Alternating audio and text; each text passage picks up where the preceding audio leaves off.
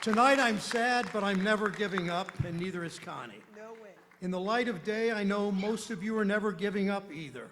I'll close the same way I've closed pretty much every speech in my career fighting for Ohio, because the values I fight for have not changed. They will never change. On my lapel, I wear this pin, depicting a canary in her birdcage. You might have heard this before. It was given to me decades ago by a steel worker at a Workers' Memorial Day rally in Lorraine. You know the story. At the turn of the century, coal miners took the canary down in the mines with them to warn them of poisonous gas. The mine worker in those days knew he didn't have a union strong enough or a government that cared enough to look out for him. He was on his own. Over the last century and a half, we have done so much to change that. All of those fights required going up against powerful special interests. I think about the lesson that any union organizer knows. They don't just give you fair wages, safe workplaces, good benefits. They don't just give it to you. You go out and take it. That's how progress is always worked in this country. Wall Street and corporations just didn't say one day, you know, people work so hard out there, we ought to have Social Security, and we ought to have an 8-hour day and time and a half and a ban on child labor. No, we fought for it, we demanded it, and we got it.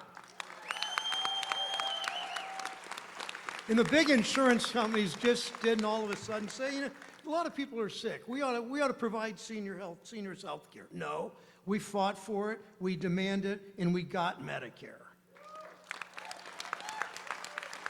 And in the 1960s, a bunch of segregationist Southern senators didn't just decide one day, you know, everybody ought to be able to vote in this country. No, we fought for it, we demanded, and we got voting rights.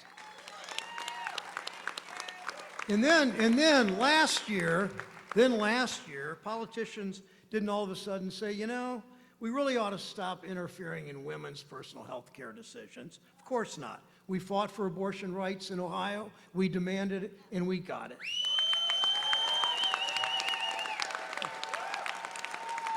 In all those fights, progress didn't happen on its own. We know there are so many fights still ahead.